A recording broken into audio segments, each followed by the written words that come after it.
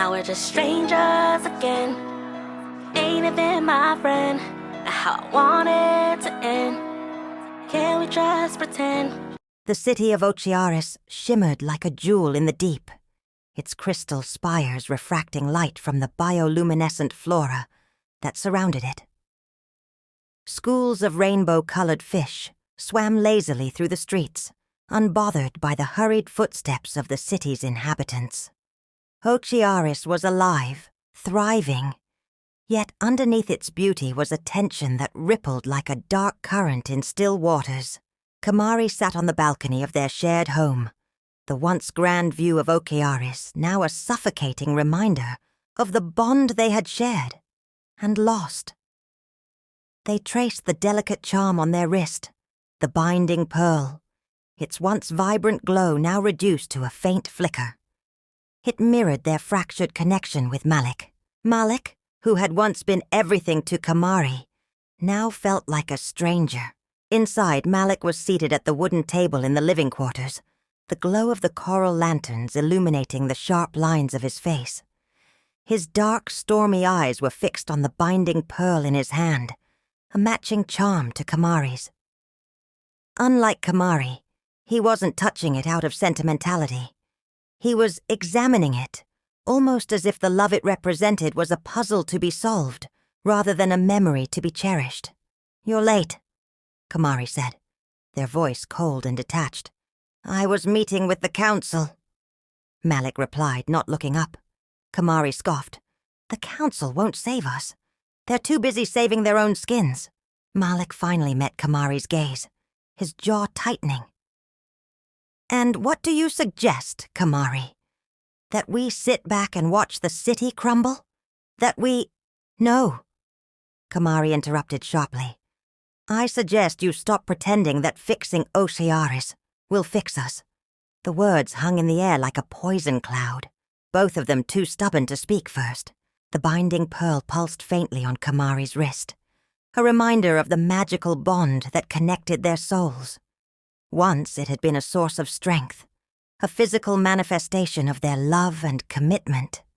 Now it was a shackle, a cruel tether that reminded them of what they used to be. Malik stood, his tall frame casting a shadow across the room. "This isn't just about us anymore, Kamari. The city is dying. The pearl is weakening because we're weakening. If we don't find a way to restore it—" "Don't you dare put the weight of Ocearis on us," Kamari snapped. "You made your choice when you started keeping secrets." Malik flinched, the accusation cutting deeper than either of them expected. Kamari had always been able to see through him, to cut to the heart of things in a way that made him feel exposed. He hated it, and needed it all the same. "The prophecy doesn't care about our secrets," Malik said after a long silence. "It only cares about the pearl, and without it, Ocearis will fall." Kamari's shoulders slumped. "The prophecy again. Do you even hear yourself? We were never meant to bear this weight, Malik. We're just two people, two broken people. But we're bound," Malik said, his voice softer now. "Whether you like it or not." Kamari turned away, their gaze returning to the glowing city below. They wanted to hate him for being so calm, so logical, while they were breaking apart inside. But the truth was, they didn't hate him. They hated the bond for forcing them to stay connected when all they wanted was freedom. A deep rumble echoed through the city, and the ground beneath them shook. Malik instinctively reached for Kamari, but they stepped away, their pride refusing the comfort. "What was that?" Kamari asked, their voice laced with fear. Malik frowned, his hand gripping the charm tightly. "It's starting. The pearl is destabilizing faster than we thought." In the distance, the golden light that emanated from the city's heart, the pearl chamber, dimmed for a moment, sending another shudder through the streets. The binding pearl on Kamari's wrist glowed faintly in response, as if warning them of the danger. Malik grabbed his coat and moved toward the door. "I'm going to the chamber." "Of course you are," Kamari said bitterly. Malik paused, looking back at them. You can stay here and wallow in your resentment, or you can come with me and actually do something about this." Kamari hesitated. Every fiber of their being wanted to stay, to let Malik deal with the mess. But the faint glow of the binding pearl tugged at their heart, a quiet reminder that they were still connected, whether they wanted to be or not. Without a word, they followed Malik into the night, toward the heart of Ocearis, where their fractured love and the city's survival would collide in ways they could never imagine. As they descended the spiral steps toward the pearl chamber, Kamari couldn't shake the feeling that this was the beginning of something far more dangerous than a crumbling city or a broken bond. It was the start of a reckoning. The binding pearl chamber echoed with the sound of splintering walls and the deep groan of ancient magic unraveling. Malik and Kamari swam as fast as they could, dodging falling debris and the bursts of energy surging from the shattered pearl. Kamari's lungs burned, and their heart pounded in rhythm with the chaos around them. Every pulse of golden and blue light reminded them of the bond that had tied them to Malik, and now threatened to destroy them both. "Keep moving!" Malik shouted, his voice barely audible over the roaring energy. Kamari glared at him, their frustration as sharp as the shards of crystal slicing through the water. "I know, Malik. I'm not the one slowing down." Ahead of them, a large piece of the chamber's ceiling cracked loose, falling with devastating speed. Kamari's instincts kicked in, and they lunged forward, grabbing Malik's arm and yanking him out of the way. The debris crashed behind them, sending a ripple of force that pushed them closer together. For a brief moment, they locked eyes. The stormy intensity in Malik's gaze softened, as if he was about to say something. But Kamari didn't give him the chance. "Go," Kamari said sharply, letting go of his arm. Malik hesitated, his jaw tightening, but he obeyed, swimming ahead toward the tunnel that led out of the chamber. Kamari followed, the binding pearl on their wrist flickering faintly, as if urging them forward. The tunnel twisted and turned, growing darker with each passing second. Glowing crystals embedded in the walls lit their path, but the light grew weaker as they swam deeper. The magic that sustained Ocearis was fading, just like their bond. They finally emerged into an open cavern, gasping for breath as they clung to the rocky edges for support.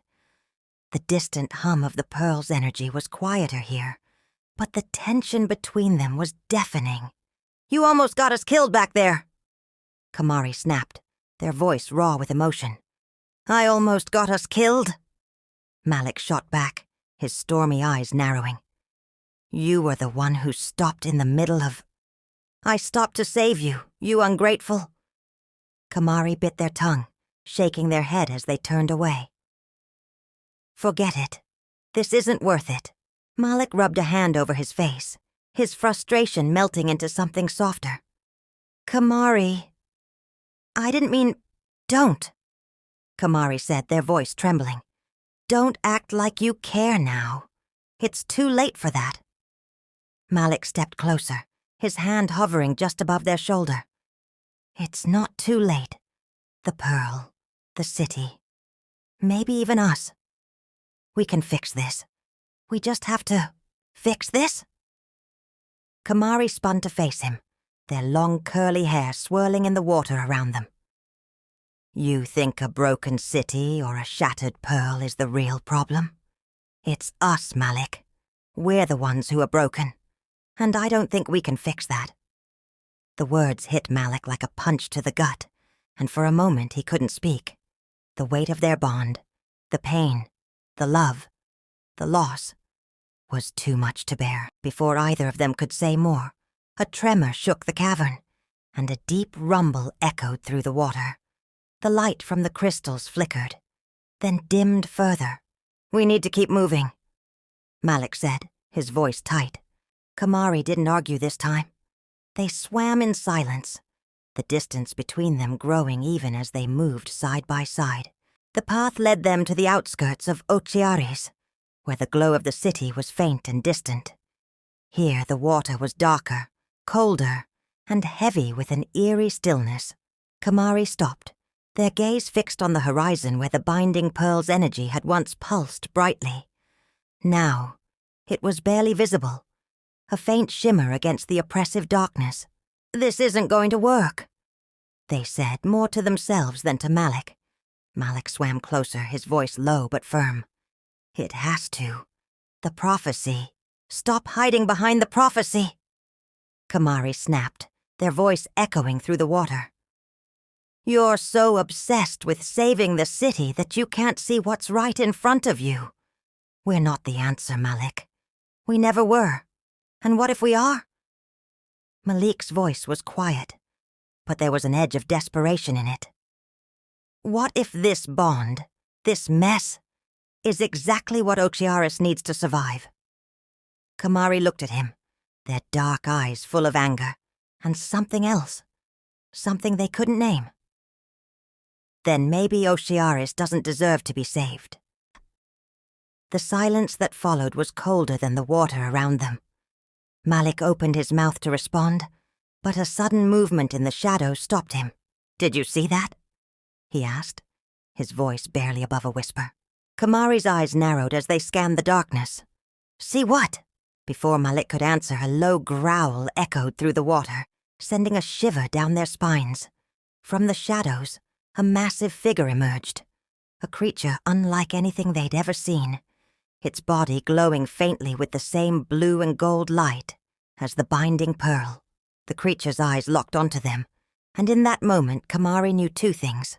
First, the bond they shared with Malik wasn't as broken as they thought, and second, they were going to have to fight for their lives if they wanted to save anything, or anyone. Now we're just strangers again. Ain't even my friend. Not how I want it to end. Can we just pretend